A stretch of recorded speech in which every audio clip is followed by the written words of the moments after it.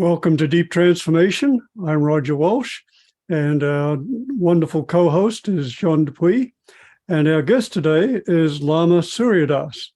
And Lama Surya has touched my life and the life of hundreds of thousands, if not millions of people around the world through his teachings, his writings, his transmission of Tibetan Buddhism, and some of its most profound teachings. He is a veteran of many meditation and spiritual retreats, including two of the traditional 3-month, 3-day Tibetan retreats. And he has been a very deep and dedicated practitioner of the spiritual arts and has brought a variety of practices to the West as a real pioneer. He was really one of the first people to bring the real heights of Tibetan practices, Dzogchen, to the West. And his life has been about, as he said, his mission is transmission, transmitting the wisdom that the Tibetan culture and Buddhist tradition accumulated over hundreds, in fact, 1,000 years, and accumulated a vast reservoir of insight, psychological, philosophical, spiritual, into life and our minds and ourselves, and has brought that wisdom back. He's effectively what is called a Gnostic intermediary. A Gnostic intermediary is someone who imbibes the wisdom so deeply into themselves that they are able to transmit it directly out of their own experience and the language and concepts of the culture to whom they're communicating. Lama Surya has been a Gnostic intermediary and a teacher and a transmitter and a gift to so many of us. Surya, it's just a delight to have you with us. Thank you, Roger, John, everybody. Let me give my little thing. This is a big deal for me because when I was a young man on the road, and both of these gentlemen that are here with me today were very influential in my life. And I came from a kind of a God-centric opening when I was a child. You know, I've kind of been along that line, but later I got into humanistic psychology and transpersonal, later integral. And the person that I say chiefly really opened up Buddhism for me was you, Surya. And I greatly appreciate it. And this is a book that I've given it away and bought it for people a lot of times. If you want to know about Buddhism, right, and you're a Westerner, this is the book to read. And I heard some of your conversations with Ken Wilber that were just beautiful, and they hit me at a time that was just perfect. So I'm very, very grateful that you chose to lead the life you've lived. And this book, you give a beautiful, just tell about yourself as a young man and how you came out of a Jewish family in the Northeast and you became, as your mom said, the Dalai Lama. It's fascinating. It's very human and very personal, and just opened my heart to you again, going through the book. And I'll have more to ask later, but that's what I wanted to say. Well, thank you, John, for that appreciation and for all you've done and are doing and being. Yes, the Mama Lama started calling me the Dalai Lama in the 90s, and she got a big kick out of that. But it's very appropriate, just in the sense of, I think I got my sense of humor from her. She's very smart and funny, witty, and I mean, perhaps equally important is she taught me to read when I was 4. Of course, she was a school teacher and I was the oldest kid. And I think reading and writing and perhaps talking has brought me to wherever I am. And I really appreciate that. And I'm still loving the written word, if you could call it that, and books. And so on. In fact, I'm working on a memoir right now of my first India trip in 71 and 72. So it's appropriate to delve into the shadowy corridors of memory. Yeah, I'm Jewish on my parents' side, as Ram Dass used to say, but I'm Buddhist by choice and inclination, and maybe even past lives, as some lamas like to tell me. Anyway, it's a wonderful thing and a gift to be in the spirit together. And I was bar mitzvahed and all, went to Hebrew school after school, went to college in New York, and then I went to India when I was 20, and I met my gurus and other people and spiritual friends like Roger and others that have been mentioned here before. And it's really changed my life, and for the better, I think. Although you never know till the fat llama sings. But I met Eastern thought and philosophy in college. It was the 60s. There's a lot of consciousness experimenting going on. I can't remember if I inhaled or not, but I must have been there actually, since I can't remember. Yes, as they say, it was a good time, and also awoke my social consciousness and to radical politics and to the peace movement and other things.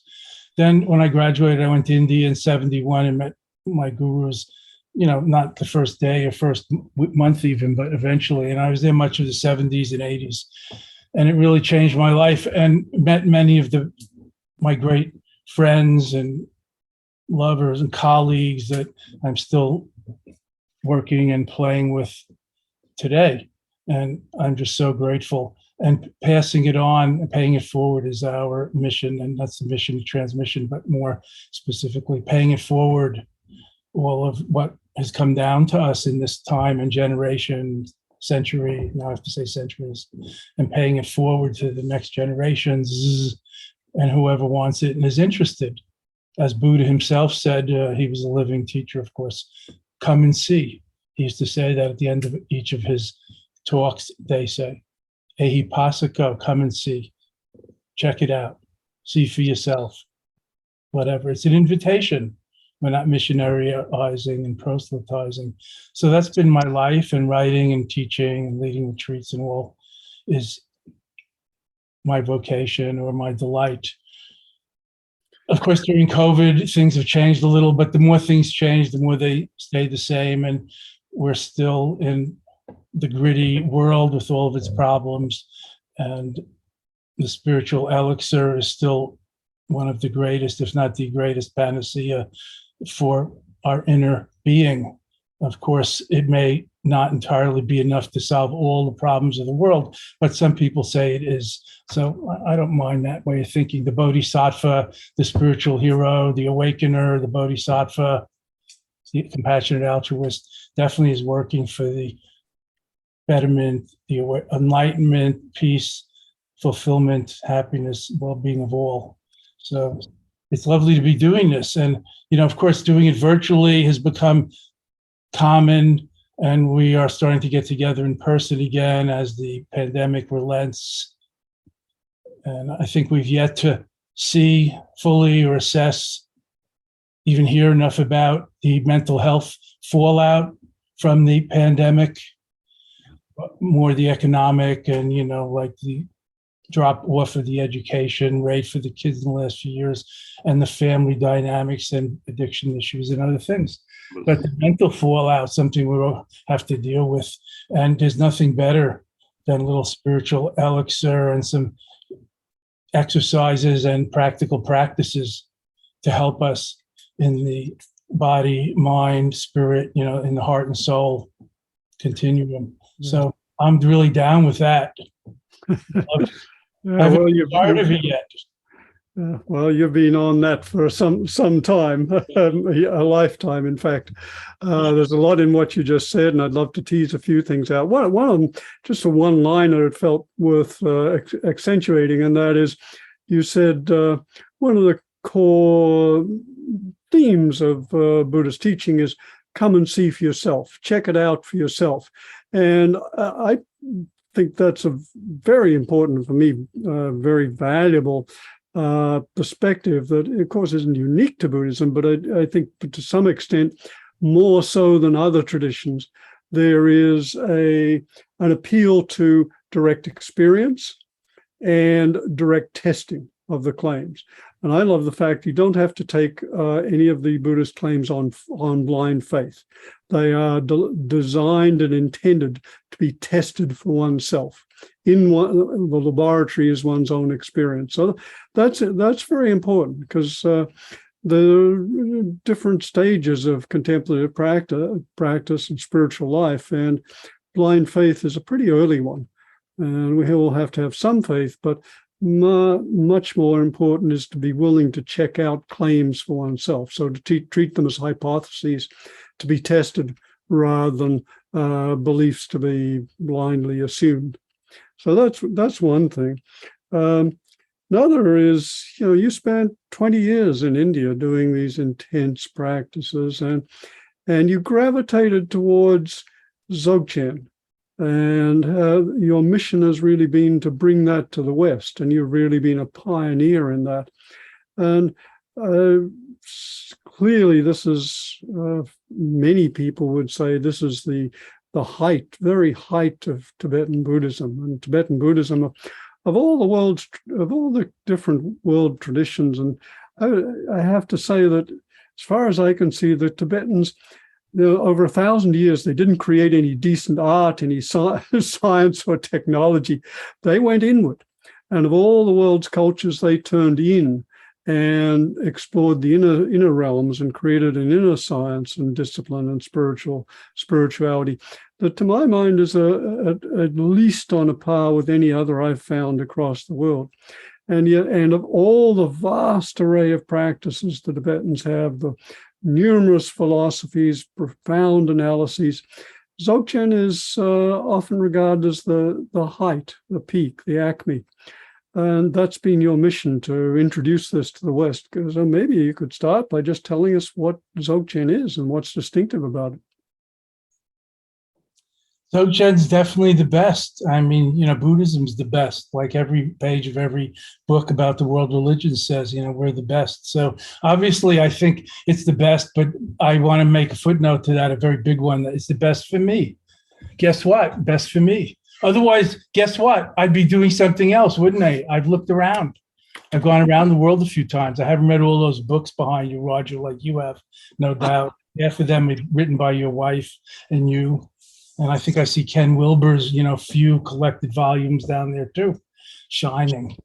Dzogchen means the natural great perfection or the innate great completeness. It points to the fact that we're all Buddhas, not Buddhists, God forbid, Buddhas by nature. We only have to awaken to that fact, recognize who and what we are. Of course, this may be easier said than done. Let's not overlook things we already heard. Like John said, he had an awakening to God in church, I think, to parse his words, when he was very young. Like, this is not that far from us. And yet the way we're brought up, it seems far from us. And religion over the centuries has sort of, I think, gotten a bit intimidated, if not a bad name, a bit intimidating. And philosophy also challenging, not so au courant today, where young people are looking, as we know. And this is not new. I mean, the last 50, 100 years. But it's not so far from us. We may feel far from it and whatever you call it to be, but it's never far from us, I promise you. And that's the message of Dzogchen, the innate or great completeness. Yes, it's called the peak vehicle. It's called the summit approach. It's called a lot of beautiful things, the clear light. I think of it as awakening itself, or awakefulness. Awakening sounds like experience, but awakefulness is the way and the truth and the life in daily life. And it, like we hear a lot about the word mindfulness, which is great and has arrived in our shores and has so many different definitions, but I think mine is the best, obviously. Otherwise, I would say some other ones. And mindfulness is the opposite of mindlessness, which anybody can understand. And what are the downsides of mindlessness, like at the wheel or with power tools, or even while listening to one's mate, family, or boss? Mindlessness does not further. Mindfulness does. And awareness is a heightened kind of mindfulness beyond just the conceptual mind. It's, I don't know, somebody calls it super awareness, meta awareness, Rigpa, we call it pure presence. It's not that different, probably, from God's mind or God's eye, cosmic consciousness, some people call it. The God, I mean, is like Meister Eckhart's God, not some outer person or bearded white man up in the clouds, obviously. Meister Eckhart, who famously said, and needs to be remembered, I believe, the eye through which I see God is the eye through which he sees me. Yeah. Let's not get hung up on pronouns. Just, it's so profound. This is the awareness we're talking about. Total awareness, awakened awareness, awakefulness. So that's the essence of Dzogchen, that we're all Buddhas by nature. We only have to awaken to that, and that's the mission, that's the path. There are stages, there's gradual, there's sudden enlightenment, there's different levels of enlightenment or awakening experiences and epiphanies. But that's what it's all about. Of course, it's in the context of Buddhist dharma or Buddhist life, wisdom and ethics and altruistic action, let's say. The view, meditation, and action of the natural great perfection, as we call it, which is very akin to its sister practice of Mahamudra. Just give a shout out to my friends in the Mahamudra side of Tibetan Buddhism, also the ultimate teachings of Tibet, of non-dual awareness, of awakened wakefulness. As Kalu Rinpoche, a great teacher of Mahamudra, and definitely also a Dzogchen master. I mean, let's not get confused by labels and mere words. The great late Kalu Rinpoche, Mahamudra teacher, the Dalai Lama, and things like that. Kalu Rinpoche always used to quote the Laughing Diamond scripture, the Hevajra Sutra for you scholars among us. The Laughing Diamond, the Laughing Vajra, which says, we're all Buddhas by nature. It's only adventitious obscurations which temporarily veil that fact. So that's from Tantric scripture, 1500 years ago, challenged, tested, honed in the fire of experience. And I think still good. Evergreen wisdom, timeless yet timely for today. Does that not imply and include equality of all beings, inclusion, room for diversity and tolerance, and all the other postmodern things that we hear bandied about these days? But how can we be tolerant of diversity? How can we appreciate others as much as we appreciate our beloved child, mate, or parent, or pet, which comes down to it? That's the question I always ask. Being a Capricorn by nature, I know some of us may or may not believe in astrology. I'm winking at Roger there, but never mind. Roger's a real scientist. Being a Capricorn, I'm kind of practical, a utilitarian, so I always want to know how. Sounds good. We're all Buddhas by nature. What does Buddha mean? You're also ambitious and very tough, Surya. Those are Capricorn traits. Okay. So Capricorn, the point I want to make, John, is utilitarian, practical, climbing, 4 feet on the ground, earth sign. So I just want to know how if we're all Buddhas by nature, how come I feel like Drek most of the time? Drek, crap, and caca. Isn't that a question we might well have? If everything's perfect as it is, what the hell's going on around here? You don't have to be a weatherman to know that there's a shitstorm coming down. But that's not the whole story. So I try to be an optimist, like a realistic optimist or optimistic realist, and see the 3/4 of the glass that's full, not the half that's empty. And you're pointing to a major distinction between Dzogchen and a number of, perhaps a majority of spiritual paths. In most paths, there's the assumption of something to be attained or gained, and Dzogchen, as you pointed to there, it's much more, the emphasis is much more on recognition, and that's a very powerful, subtle but powerful distinction. Well, yes, recognition, insight, sometimes called in some traditions, self-knowledge. What did Socrates say? And let's not forget Western philosophy also. It's not without wisdom, the father, the the source of Western philosophy, perhaps Socrates and Plato, his disciple. Know thyself. That's the way to wisdom. So that's not a small matter. That's not a small matter. That's not enough to know your name, rank, and serial number, as they used to say, or your, I don't know, Twitter handle these days. There's a lot, deeper levels to finding oneself, like an artist finding one's voice, not just imitating the others and taking a picture of a Campbell's soup can and thinking it's like art. I mean, everything is art in a certain level, if you look at it that way.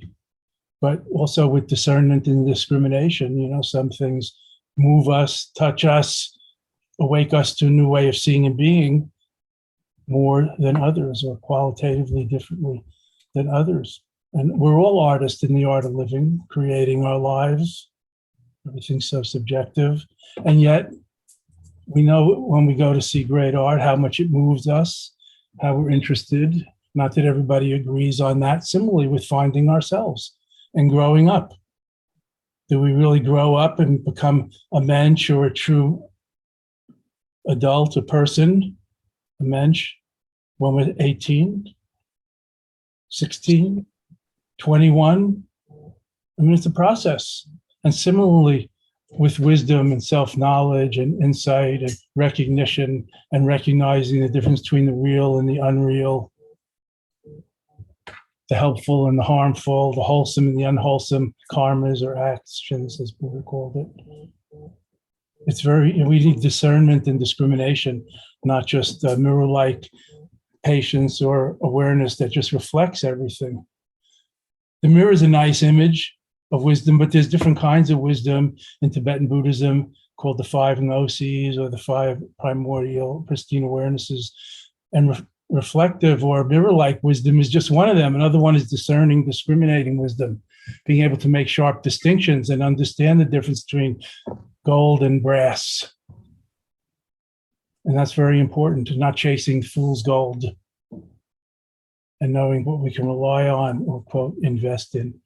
So in Dzogchen, it's all about the outlook or the view, not views and opinions, but seeing things as they are, the view, not just talking about shunyata, weakly translated as emptiness these days, but recognizing something, making an exponential leap beyond conceptual mind, awakening to nowness, for example, not just being caught in sequential time, but the now, the fourth time, ascendant divine time, as Christians call it. Now, and showing up fully, authentically. I mean, who can even talk about that today? And who has time to listen in our over-information age about authenticity, about finding oneself, about timeless wisdom traditions? So I think it's important, if we're interested, if we feel it's incumbent on us to preserve and pass those on. And of course, that implies learning about it or looking into it and questioning and finding out for yourself and then experiencing it. And then going from blind faith, as Roger mentioned, to like lucid faith, where you know that there's a there, even though you're not there anymore after your exponential leap, your great epiphany, your satori, your enlightenment experience, and going on to unshakable realization, let's say. And that's very important. I mean, it's not just in Buddhism or in the non-dual awareness, the direct access portals of Dzogchen and Mahamudra in Tibet. Rabindranath Tagore, the first India, I'm going to say India as an adjective, India Nobel Prize winner, the poet said, what the hell did he say?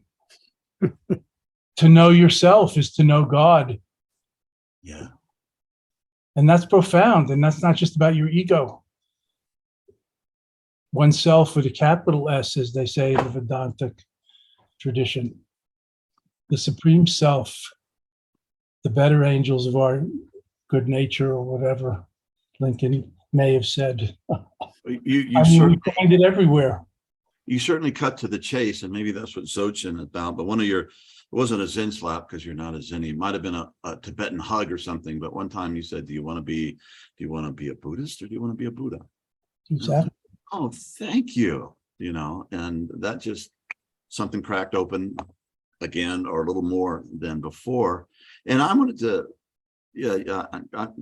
to me, you're a fascinating person. But can you tell us, like, what was your first big aha moment, your first awakening, your first essential thing that got you rolling, that got you on the path? And you've done this incredible dedicated thing. I mean, these 3-year retreats. I mean, some people, if you do a weekend retreat, we think, oh man, we're pretty good.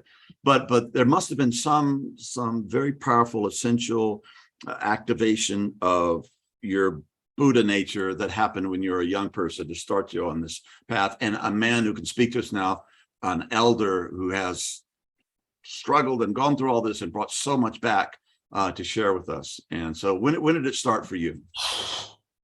It's hard to say.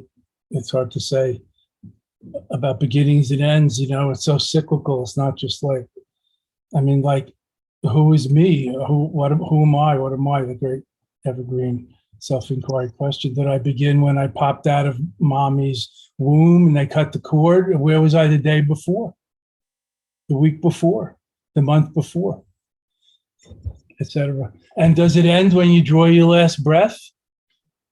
I think I read somewhere, maybe it was in Reader's Digest in my deep studies, that people have come back after their last breath, so-called, a week.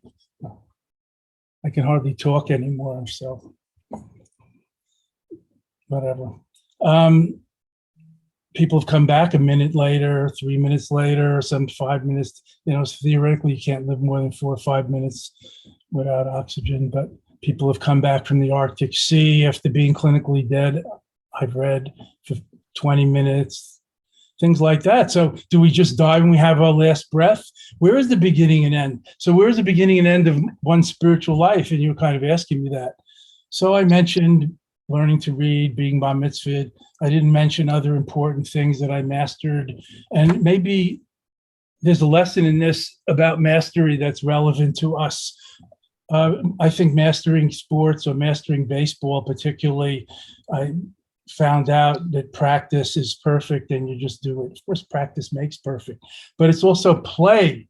I loved playing baseball every day, being an American boy in New York in the 1950s. And I got so good at it that I start to understand and have it like an intuitive feeling, like if anybody could do it, I can do it. Of course, I didn't end up in the major leagues and, like I should have, but, that's my karma. I can still dream. Maybe it's perfect, and it's applied to other things. When I learned to apply myself to the few things in life that I have, then it turns out well, it seems. So that's been a great lesson. And that gets to spiritual life, to self-mastery, to how you live your life, to every moment counts, to you don't have to be perfect.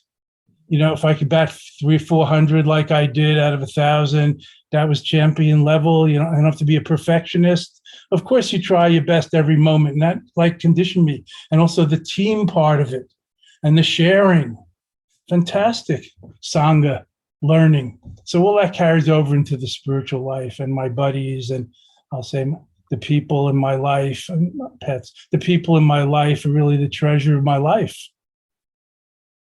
Not just the great gurus that I was fortunate to meet, or my wonderful intact family that's still around the New York and tri-state area, and we'll be getting together for the Jewish High Holy Day dinner or something in a week or two. I'm grateful. So practice, and more specifically,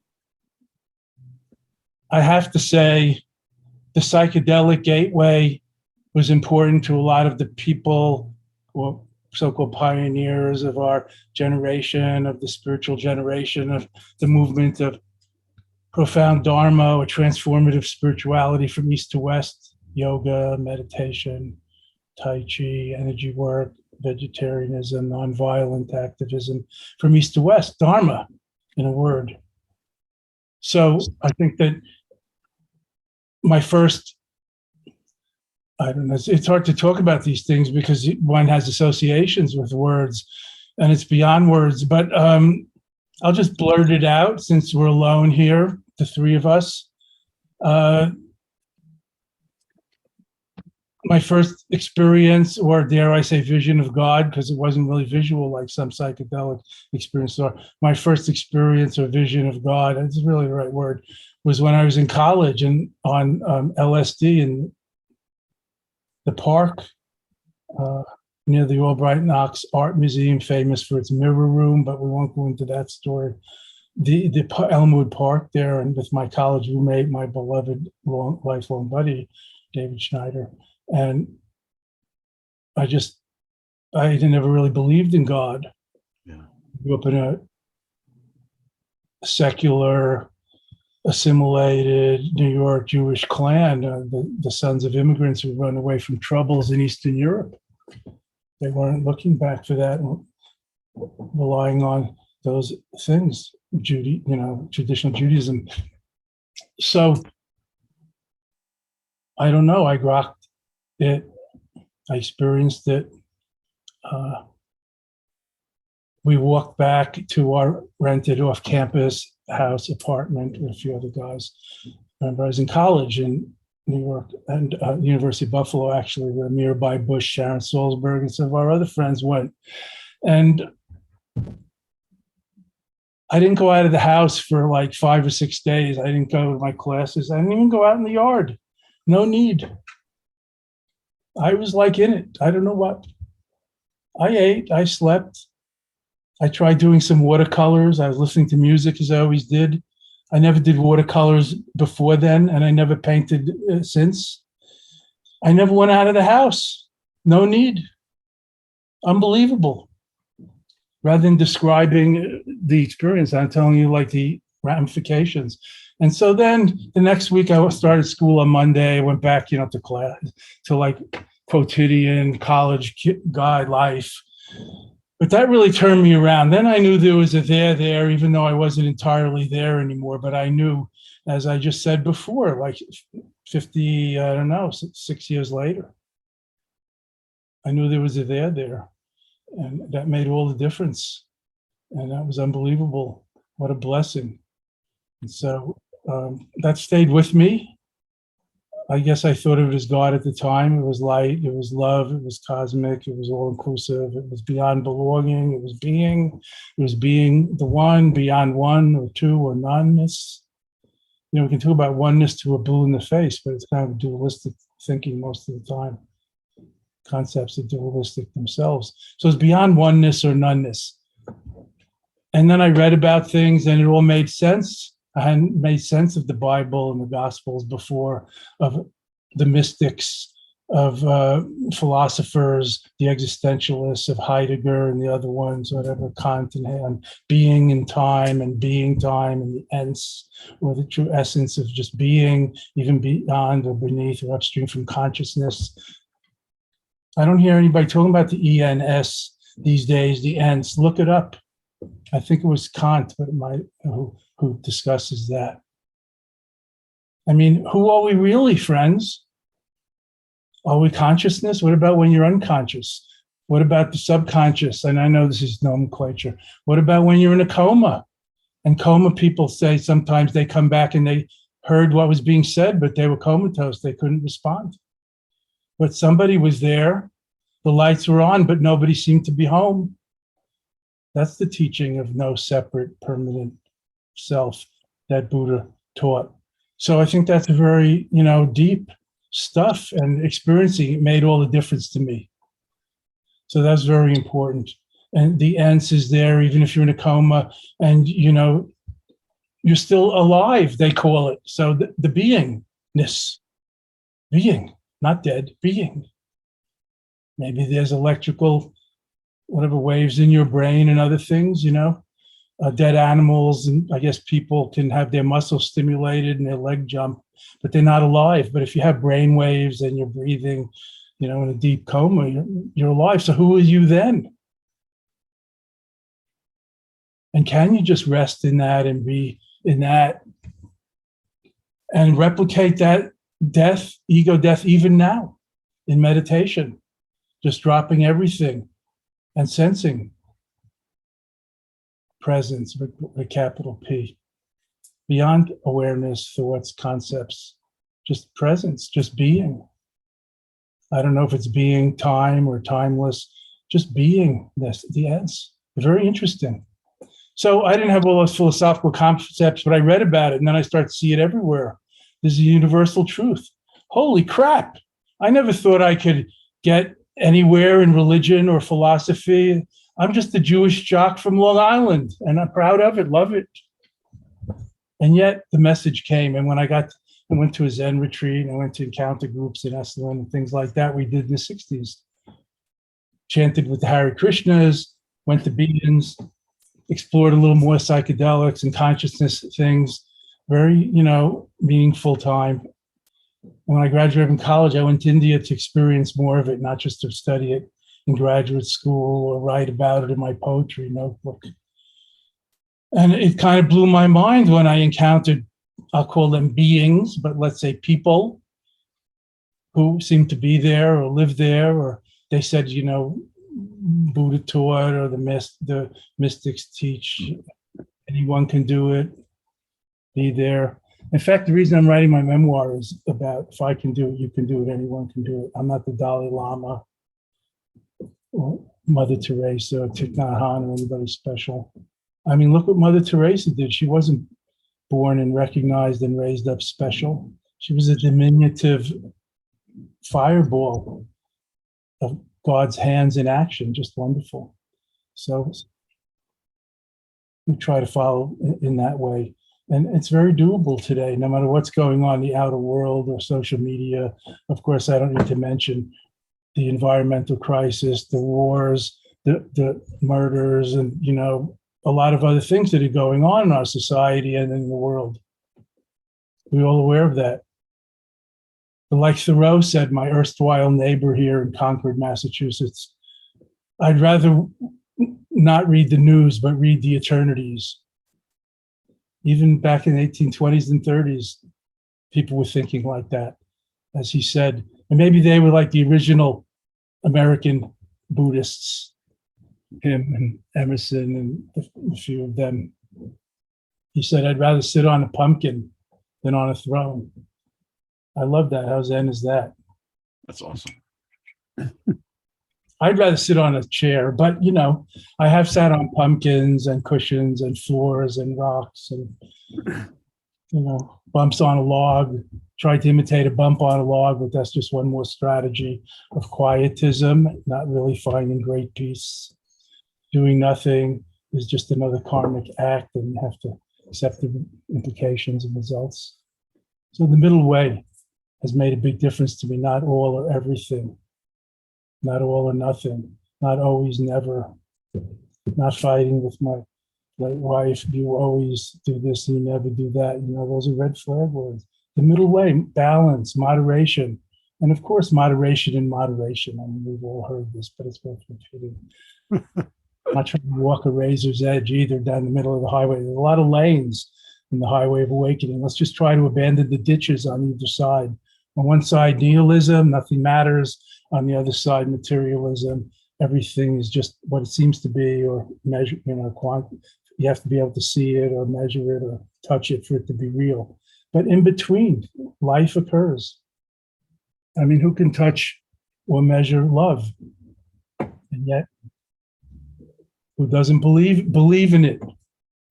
Cynical as we may become. Definable, inexpressible. Like the things we're talking about at the higher or deeper levels of spirit, of consciousness, of being. So I'm very grateful and happy I met teachers. They weren't all what they seem to be. That's part of life. Buddha said, questioning or investigation is an important part of the path of awakening. And the 7 factors of enlightenment, or the 7 ingredients of his recipe for enlightenment, as he called it, 7 factors. One of them is questioning or investigation. So this is not a way of blind faith or dogma.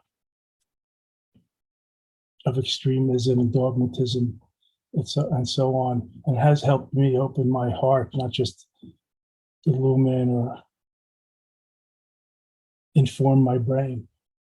Open my heart. Without that, I'd probably be a desiccated, old, kosher pickle in academia somewhere. What a horrible fate. A kosher pickle, not even a good one, a juicy one. Sorry,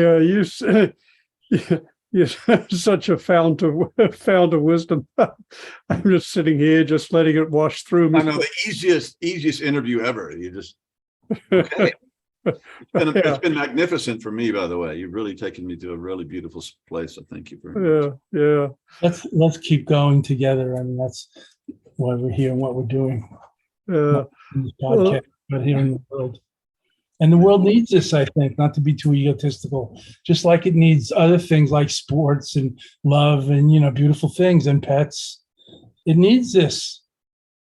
Timeless wisdom is an endangered natural resource. Let's not lose touch with it.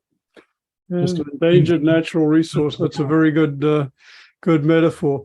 And, you've just downloaded a whole stream of wisdom, and I've been listening to you download streams of wisdom for 20 years, and I'm still entertained. But this came out of this seems to spill out so freely and naturally, and it does. But it was also the result of a lot of deep investigation and exploration over many years, and very systematic, very intense practice of one kind or another. You're one of a very small number of people on the planet who've done not just one, but two of the traditional Tibetan 3-year, 3-month retreats. And I can't resist telling the story of your first one, which I probably heard from you, if not from someone of my understanding is the way these retreats are done. There's a high-ranking Tibetan, Maki, I guess you could call it in technical terms, who comes and does a sealing in ceremony, and then you don't get to leave the retreat grounds until the Maki comes back 3 years, 3 months, 3 days later to unseal you. Except it was on Tibetan time, and the Maki arrived 5 months late.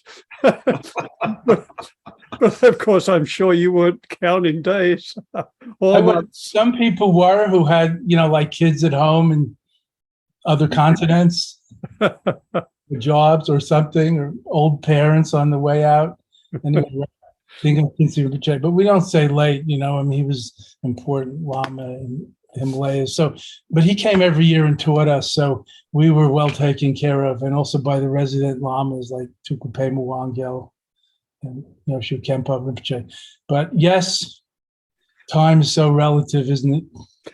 Well, and you did those, the total of almost 7 years in that continuous practice, and of course you've done many other retreats, not only in Tibetan Buddhism, but in a variety of other practices too, yoga and contemplations of various different types. But since the 3-year retreat is such a kind of spiritual marathon, and so since so few of us will actually do it, could you just say a little about what some of the main things that you imbibed or awoke to or learned or experienced or were gifted with during that time? Yeah, all of that stuff. Right. Well, yes, it was during the 1980s. I started, I guess I was 30 years old. Well, lessons learned and also like specifics about practices and structures could be talked about.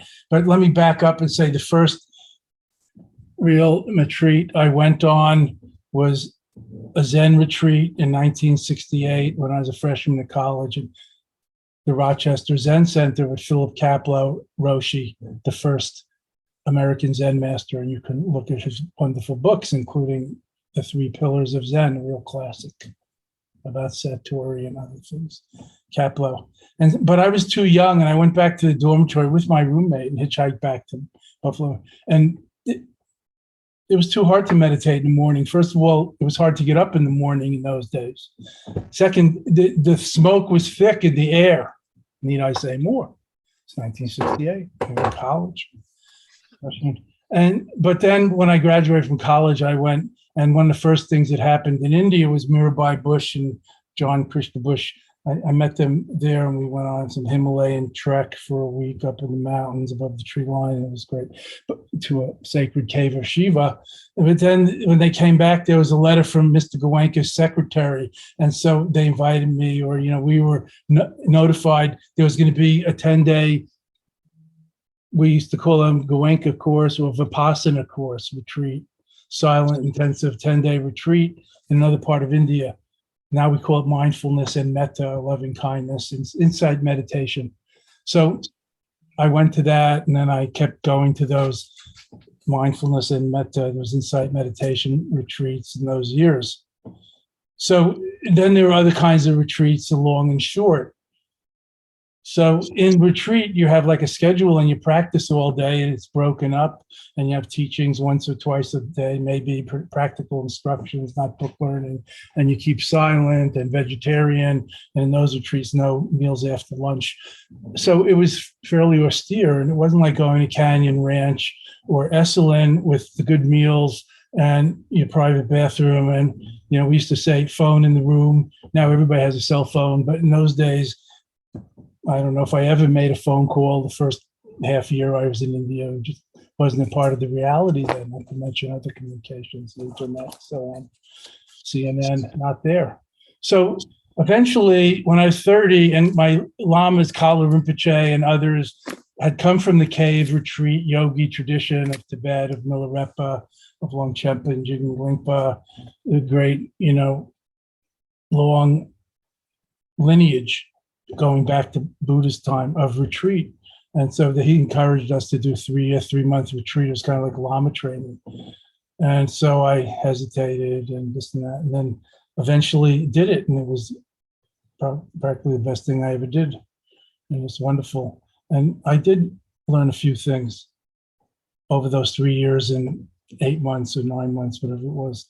Like, love is not the same as like.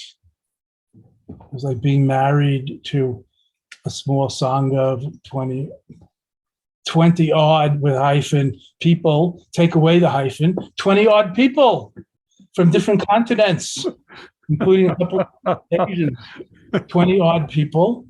And, like being married to them and eating together and et cetera, keeping silent and meditating, praying, chanting together half the hours of the day in 1 or 2 hour increments, and the other half in our, let's call it monastic cell, our room. And some of us didn't have a bed, but a meditation seat or box, as they call it in Tibetan. So you sit up meditating and in the clear light and more awareness while you're sleeping for lucid dreaming and things that Andrew Holacek teaches us. I know he's been on your podcast. He's brilliant. And Tibetan dream yoga and other things, ancient timeless teachings. So you get very close to people, and you realize, even though you don't like or agree with everybody, love, where they're coming from. Yeah. You would be voting the same way. You'd be doing the same thing if you came from where they're coming from. That's helped me unbelievably a lot in moving in the direction of unconditional love, of open-hearted divine love, of being who and what one really aspires to be in the spiritual life, if you want to call it that, or just in humanistic society, humanistic way of living.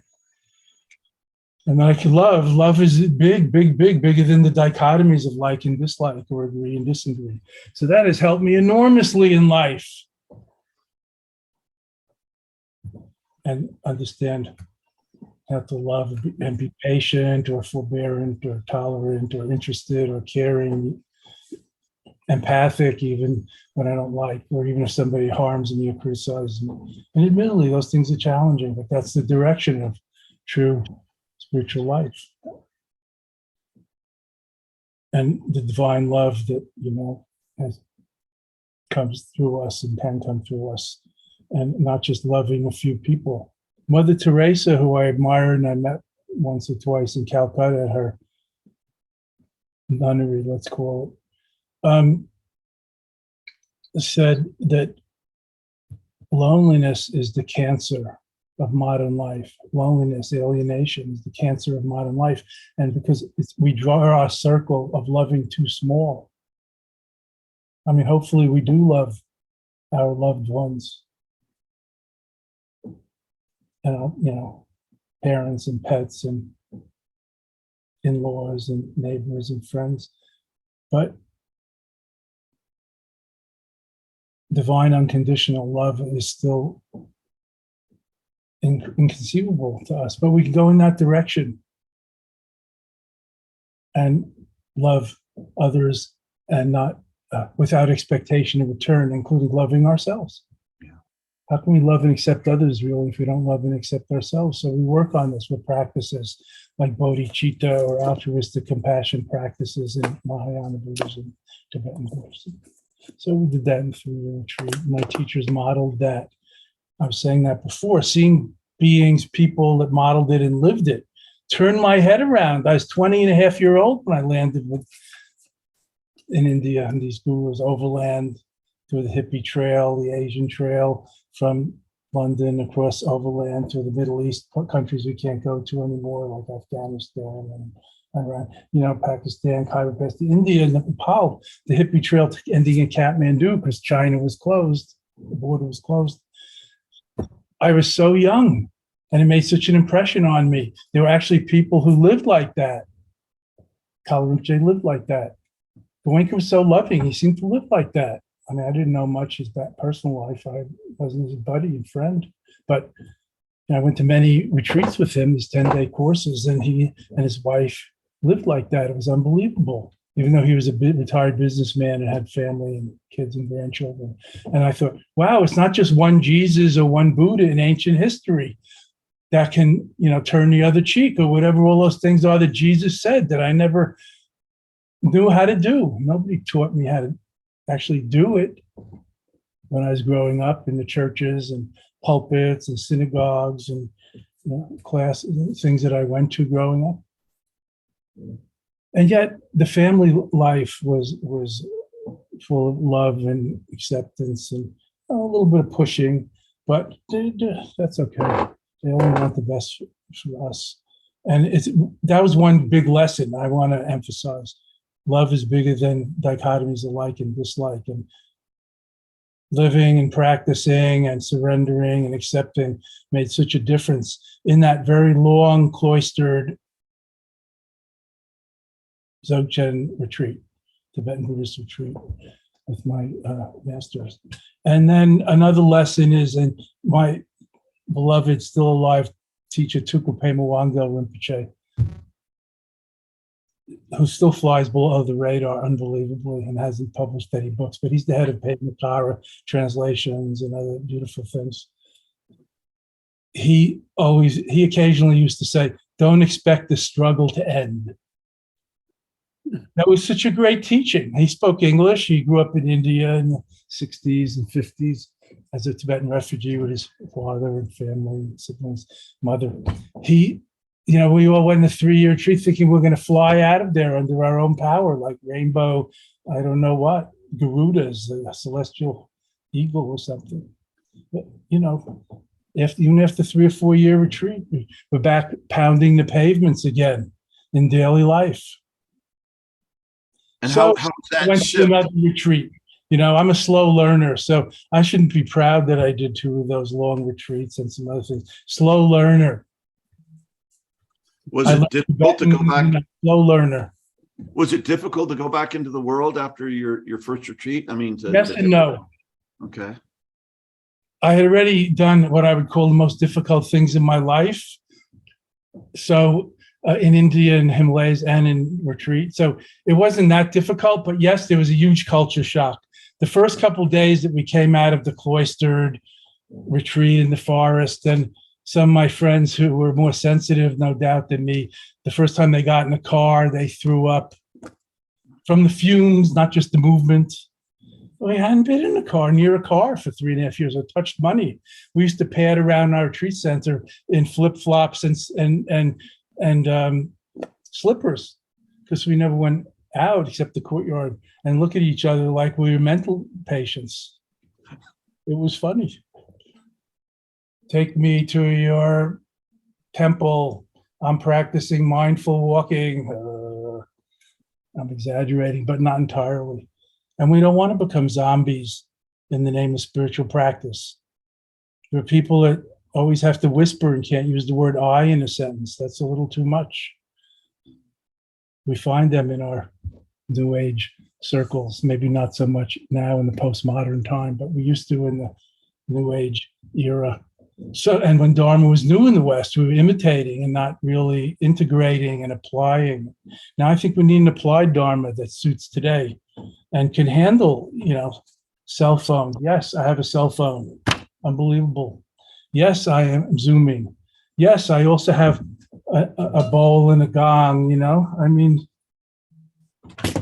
what's old and what's new? Yes, I have beads and things, but it's not that important. I've been watching the tennis, the US Open. It's fantastic. Yeah. I love these yogi masters, the master best in the world at what they do. Fantastic. Yeah, your love for baseball is pretty much my love for playing tennis. That's a wonderful practice. You're watching the Open and seeing all the upsets and the youngers coming along. I mean, that's exactly as it should be. It's wonderful. And the elders, still great, like Serena. Absolutely. So how long was it, Surya, between your first 3 years and 9 months or whatever it was till the next time? And what was the, that's a radical thing to do once in a lifetime, but what was it? Did you have a teacher just say, all right, back in the oven? Or no. Were you just, what was the motivation for that? Well, I had been living in India for a long time, so I didn't have like a family or a job or a home or need I say other things, bank accounts, health insurance, and commitments back home in the States. So I wanted to keep practicing. So then we built another smaller retreat center for the 13 or 14 of us that wanted to continue. And and with our teacher's blessing, and we invited them and they came again and things like that. And so there was about a 6-month hiatus where I went back to New York to visit and sold some things that I maybe still had and made some, collected some money. Like I think I sold my guitar, my Singer sewing machine or something, I don't know, whatever. And came back and built a retreat, a farmhouse into another retreat center and put some walls around it. And then we gave our retreat center to the new group that wanted to use it because there were 23 rooms, part for men and part for women in our original 3-year retreat center. And so after 6 months, we started up again, and the late Dzogchen Master Dudjom Rinpoche and Dingo Khyentse Rinpoche, the Dalai Lama Dzogchen Guru, started and gave us a bunch of empowerments and all. And that was in 1984 or 5, and that went on to, I don't know, 1988 or 9. It just didn't seem like there was anything else to do, and I didn't want to be going back and traveling around in India and developing countries and struggling all the time to get visas and potable water and decent food and live in the third-class trains and ashrams and refugee camp monasteries as we did. I wanted to practice. We had a perfect practice place and sangha and group and the learning and practice and community. The fellowship is just unbelievable. So that's what happened. It was just a wonderful. And then the late Dudjom Rinpoche, the head of our Mingmapa school or sect, the great Dzogchen master and author Dudjom Rinpoche, passed away there at his house near there in 1989 at about age 85. So that was a bit the end of that phase. And then we did ritual, we meditated around his body, his remains for a year, and then took it to Nepal to be enshrined there at his monastery in a stupa monument where people still, go for pilgrimage today. So that was kind of the end of that phase, and then got into translating and was part of the original Padmakara translation group, which does a lot of Dzogchen and Tibetan Buddhist books today in different languages, not just English, because they're centered in southern France at our retreat center, Padmakara. And then people started to invite me to come and teach, and specifically to teach Dzogchen, like the Vipassana teachers, Joe Goldstein, Sharon Salzberg, and others, to teach at their center, Insight Meditation in Massachusetts, and Jack Cornfield in California, at Spirit Rock, and the Zen Center, and San Francisco and other places. So I started teaching around Europe and America, and then going back to Nepal, back and forth. And I brought my lamas and taught with them, Shoken Rinpoche and others, and translated for them, and wrote a book for Khenpo Rinpoche, Natural Great Perfection. And that's the way it happened. And then I realized that I loved teaching and practicing with people and meditating with people, and started the Dzogchen Center as a platform for that, and organizing retreats. And we ended up at a retreat center outside Austin, Texas for many years, had 100-day retreats there every autumn, things like that, as well as shorter retreats. So I kind of come up through the retreat lineage. But I do want to say, I don't think any of us should fantasize about doing a 3-year retreat unless that's really, your true vocation. Like monks and nuns have a true vocation, but most of us today, that's not it. So maybe it's good to start somewhere and spend a little more time with daily practice and integrating it into daily life and learning how to do it, not just trying to do it because you heard about it, but getting a little training and practice and studying theory and practice goes together well, and maybe go to a weekend or a 3-day retreat or 1-day retreat like we have coming up, of course, virtually these days, October 1st. With a master class that I'm giving next Saturday, one Saturday a month, virtually through the Dzogchen Center. But there's so many ways you can learn today. I don't need to mention, but every teacher is on, and practice instructors on YouTube, is on podcasts. There are good books. There are guided audios you can hear, just click on.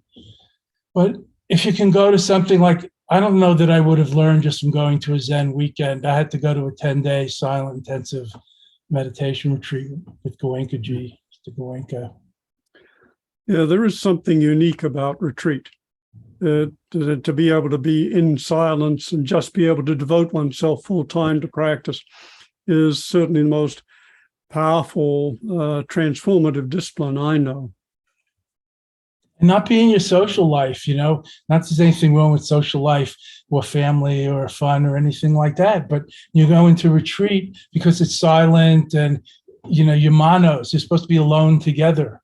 Manos, monk, manos, nunk, nanos. So you're not in your social persona. You don't have to always keep putting your best foot forward, like a crab sidling through life, trying to push your best foot forward and only show your good profile to the camera. I mean, what kind of life is that? So you just alone with God in retreat, in the forest, or in noble solitude, noble silence, and noble attentive awareness. Attentive awareness, presence of mind, attentive awareness, soulful heart. That's the whole thing. Not just parroting prayers without paying attention. That's no good to anybody. It's hard, not even a prayer really, just sounds. So I still teach retreats. We're doing it online. Some people are starting to have them again as the COVID lifts and finding other ways to do things, and there are pluses and minuses everywhere. But I think today, integration is the name of the game, not fantasizing going abroad to find gurus who will enlighten you with a touch or within a week or within a month or even within a year. I don't know. I mean, how long does it take to awaken? No one can really say. How long does it take to fall in love? How long does it take to awaken? A moment? 10 days? A year? 20 years? I mean, there's the gradual way of looking at things, and there's the timeless or sudden way, and both are coexistent or co-emergent, like at the same time. We can't overlook it. We always hear, get into the flow, Joe. But who remembers the flow is going through us already right now? So get into the flow, get with it, get aligned, practice makes perfect is the gradual incremental path. And it's very important to all of us in the world, learning arithmetic or the alphabet comes before the next part of those subjects, obviously. And on the other side, there's the other part, like children are learning machines. They're just like antenna absorbing everything, not just what the words you try to tell them. So there's that too. It's already alive, the awareness. Fully there, although the potential is yet to be realized and stabilized and actualized and then used, like directed. Like the hands of God still, there's different hands, and there's different work. Mother Teresa was like the hands of God with the poor people in Asia, specifically Calcutta in India. Dr. Schweitzer in Africa, a little different. Buddha, Thich Nhat Hanh, the great peace activist of Vietnam, a little different. So what about you, listener, dear friend? What about me? I mean, spirituality and these things awakening is very personal. I mean, it's not impersonal, it's transpersonal. It has to fit oneself like one's own shoes. You can't just wear Italian shoes because somebody told you they were the best if you have triple E feet, like moi. It has to be fitting or suitable. Or go barefoot. That's also been tried.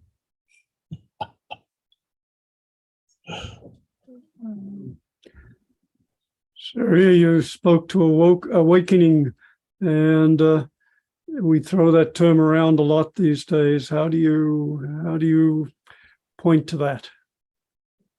Like this, I think it is a mutual reciprocity about it all. Mm-hmm. If Buddhism points in the forest and there's no one there, then what? So the famous story is Buddha held up a flower and one follower, I hate to say monk, one follower, Subhuti, I think, out of the gathering smiled, and Buddha said, he's the successor, he got it. So it's still mutual. Otherwise, there's no two. If there's no two, there's no enlightenment, there's no nirvana and samsara. But in the ultimate, there's no two, and there's no, nothing to point at and no one to point and all that. And it's not just in Dzogchen or high mysticism or Buddhism. The female mystic of England, I don't know, 800 years ago, it might have been Matilda of Meserich or the other one. You've seen one, you've seen them all. She said, all is well. This is a Christian woman mystic. All is well and all shall be well in this best of all possible worlds. So holy crap. That's the teaching of natural great perfection. From a Christian, a nun, I think she was 800 or 900 years ago. Hildegard von Bingen, is that who it was? It might have been Hildegard, it might have been Matilda Meserich. There's a nice book of Christian mystics of those days, of women mystics you can look up. The point is that's the absolute truth. And yet still there's the relative truth of trying to help the poor, help the sick, be helpful, help yourself. Make a better world and a better life and a better future that begins now. I mean, it would be insane not to. You can't just whitewash it all and say it's all perfect as it is. It's God's will. Then you end up not taking your children to the doctor, like some religionists. In case you don't know, the Christian Scientists founded here in Boston have that situation. It's not necessarily a happy situation for those children, at least, who die sometimes. So the middle way, again, acceptance and transformation, let's say, effort and effortless. If you read the Tao Te Ching, The Way and Its Power. I recommend Stephen Mitchell's great translation, The Tao Te Ching. You can learn a lot about this, the balance of doing and being, and that non-doing is not just passivity. It's about flow. It's about the zone. It's a fantastic, the wisest book ever written, according to me. Surya, you've been teaching for several decades now. As you look into the next phase of your life, what would you like to be doing? How would you like to be continuing your transmission?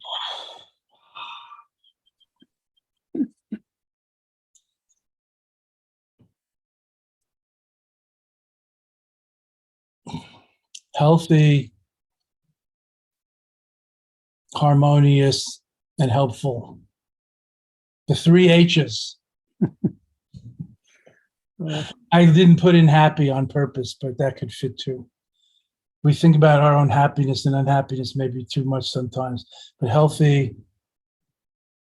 harmonious, and helpful. Specifically, I'm writing and teaching, counseling younger people and some young writers, spiritual activism, I don't know. When I listen to the news, when I think about the environmental degradation and crisis and other things, it could be depressing, but whenever I talk to a young person and look into their eyes, I irrationally feel hopeful and enthusiastic, and I just want to help lift them up, boost them, back them. Should I say get out of their way, back them and get out of their way too. Beautiful. So that's all I know. I want to be with young people, the kids. I have a lot of bambinos in my life, and grand bambinos and god bambinos and half, etc. So that's also a delight. Yes, John.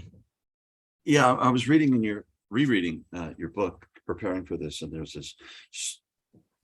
John, we should mention the name of the book. You held it up before, but you didn't give the title. Awakening the Buddha Within. No, I was way too quick with it too. There it is, backwards. Awakening the Buddha Within. Yeah, yes, tremendous. Let's do it. But there was a part where you were talking about the conviction of cherishing life and not killing.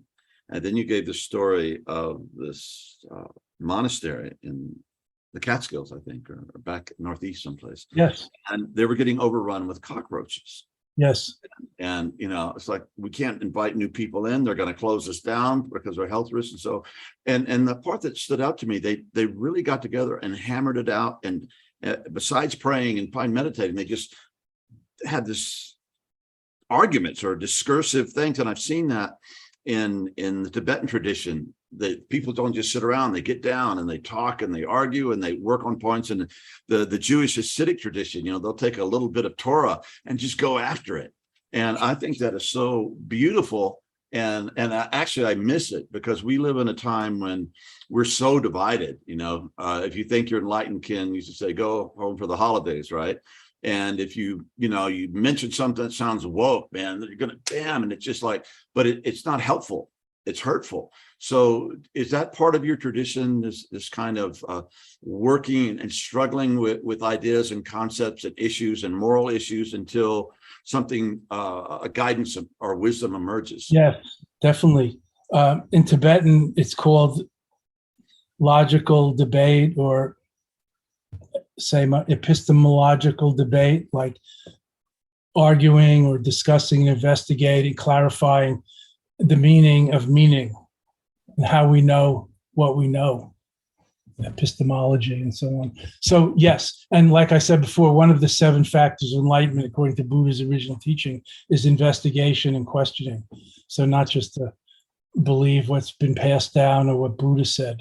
So that's very much important for us. And it is a true story about the KTD monastery in Woodstock that I was part of the founding of in 79 or 8, about the cockroaches and all. I'm not going to pick on New York, but a lot of people come from New York, and the cockroaches come too out of their suitcases. So it was being overrun by cockroaches after a couple of years of being open. And people, the Buddhists are very nonviolent and very concerned, and even the monks and the abbot, the Kempo, and and the two incarnate lamas were all discussing and arguing what to do. It was like, do we just let it be and hand it over, let the cockroaches take over, or do we, call the exterminator, like some American on the board of directors suggested? And so they called home to you left this out. They called home to the mother ship in the Himalayas, to their home monastery, the Karmapas monastery in Rumtek, and they got the word. The next day they called the exterminator, and I saw this like van coming up the hill. It was a big hill overlooking Woodstock, New York, with a giant plastic like bug warrior on top, holding one of those pump, I don't know what it's called, termite, gas blasters. It was like a plastic image of just what everybody wants in their house when they're overrun by cockroaches. And there were no more cockroaches for a while. So in your book, it's not clear that you were there. They didn't just do it like impetuously, like mosquitoes itching. Just like, why do you want to kill it? Just give you a little itch. You might think before you act. So there was a lot of care and compassion, attention generated before they did that. They prayed for a long time afterward about it too, to expiate the karma, and not to kill, not to harm, to protect life, animal as well as human, and so on. But they had to do what had to be done. That's the middle way. And they prayed while you prayed. It sounds like you were actually there while they were exterminating or whatever they do. Well, the exterminating was going on, visibly to me, and we were like praying, and then it went on for some days, the chants and prayers about that and the lessons that were discussed. Yes. And of course there's room for discussion and argument. Like in the Jewish tradition, they're always arguing about the Torah and the Talmud, the meaning of the wisdom traditions and God's will, and how we should live. Really is what the arguments about. How should we live? How shall I live? Not just if there should be 420 rules or 421. How should we live? Isn't that a big question for all of us? How should we live? How should we, what is our true work or vocation? How should we eat? How should we treat ourselves and each other? How should we live? That's the universal, timeless question. That's the question. Yes. Yeah. And easy answer. If you want easy answers, there's the Red Book, there's the Gospel, Ten Commandments. There's a lot of collections of easy answers, but is that enough for oneself? Not enough for me. Well, you're pointing to a very important distinction, Surya, between the simple reaching for external guidance as opposed to looking within for and wrestling with these questions oneself, which actually reflect two quite distinct psychological stages of development. One, the conventional stage, where one looks for an outside authority and effectively gives one authority over to it. And it's not to deny in any way that there are enormous numbers of wise people who have given very good advice, which we do need to imbibe, but there's a stage beyond the conventional, so the initial so-called post-conventional stages, where people begin to really look for themselves and become self-authors of their own moral code and lifestyle, and that seems essential to all of us to move to at this stage, not to be open to the best wisdom that's available to us, and yet be willing to wrestle with the questions anew for ourselves. That's kind of the quest, and to find out for ourselves, as it were. Not that we all have to, reinvent the wheel each time, but we still have to go through it. Like, you can't just read about falling in love or find out from your older sibling about it till you experience it for yourself. You don't really know what it is. So, I don't know. We hear a lot about words like freedom, independence, etc. today. These are kind of buzzwords, or compassion even. But what I want to say is, of course, there is the inherent freedom of being. We're free to do whatever we want or intend or wish, something like that. But if we have to accept the implications, the outcome. That's the law of karma. If you do, if you cultivate unwholesomeness, somehow it comes back and bites you. Everybody says this, but it's hard to remember when you're doing it. What goes around comes around. Even in the Bible, it says you reap what you've sown. So the law of karma is not just something airy-fairy or Eastern imported. Not anymore. Action, there's a reaction, right? And for every action, there's a reaction in kind. Even physics talks like that.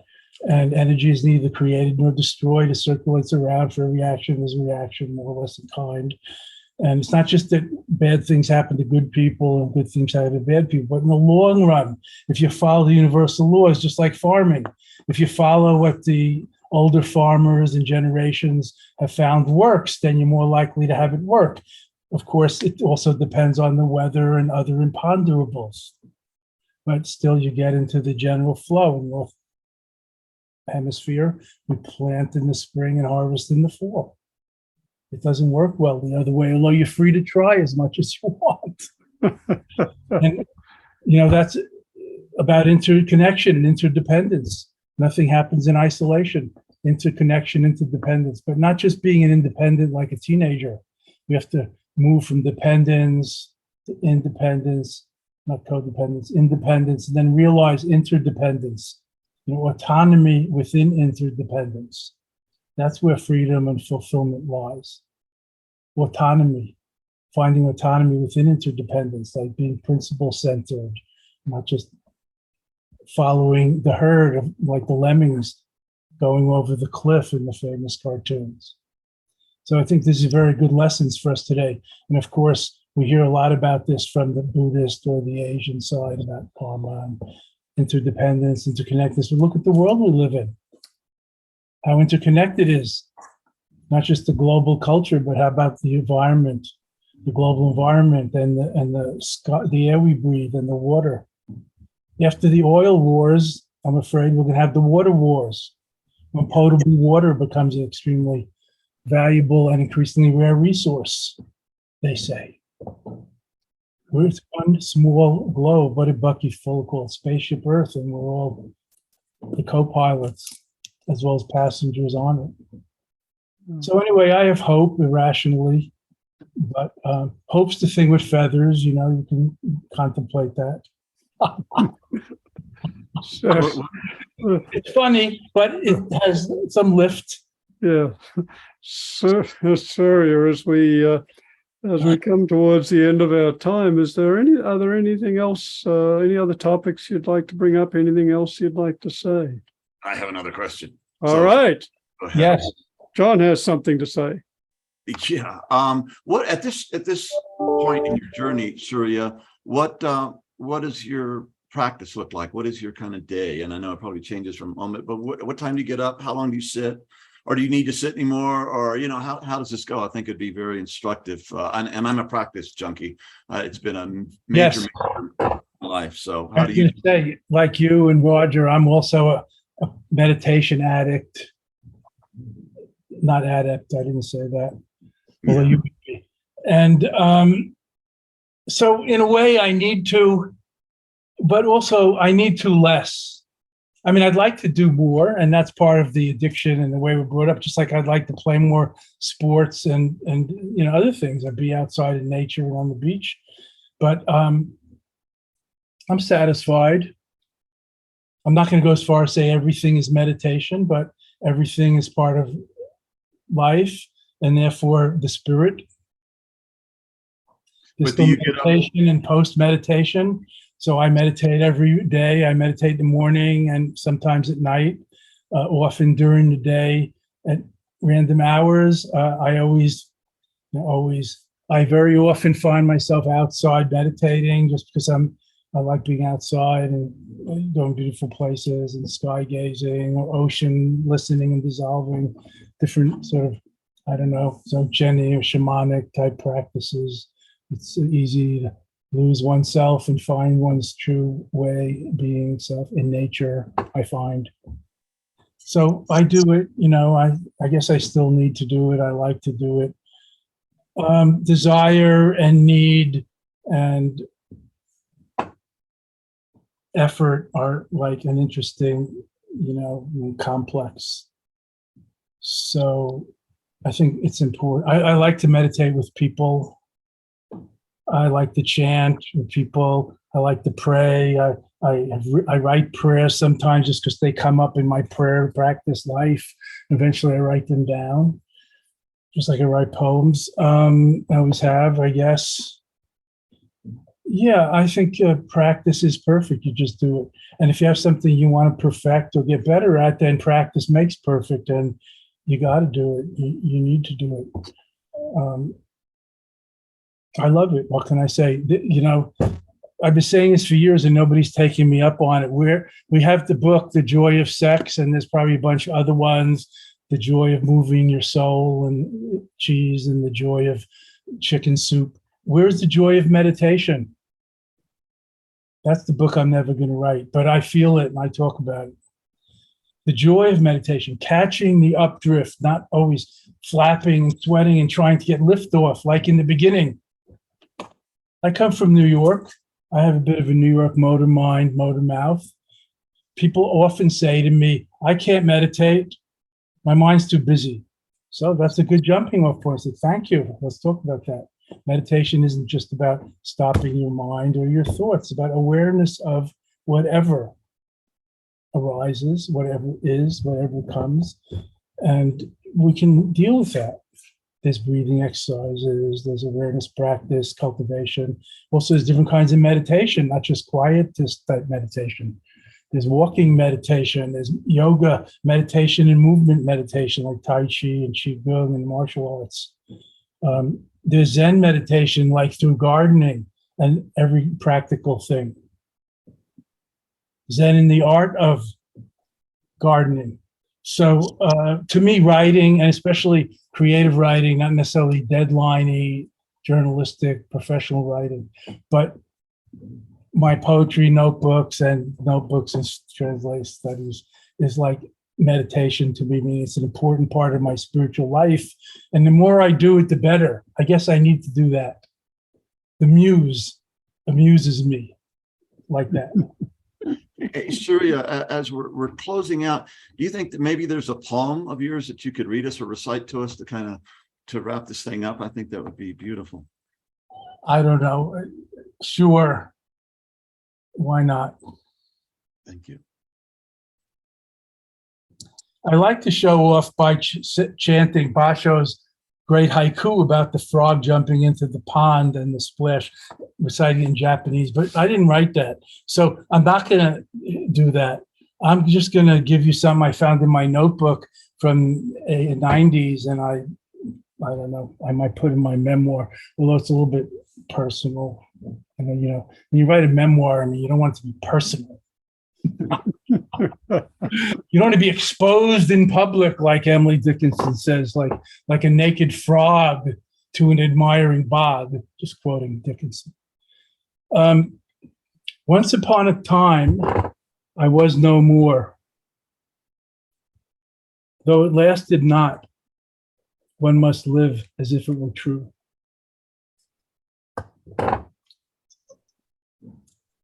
Yeah. That's the way it is sometimes, isn't it? It's a poem. Beautiful. Yeah. Thank you, Surya. The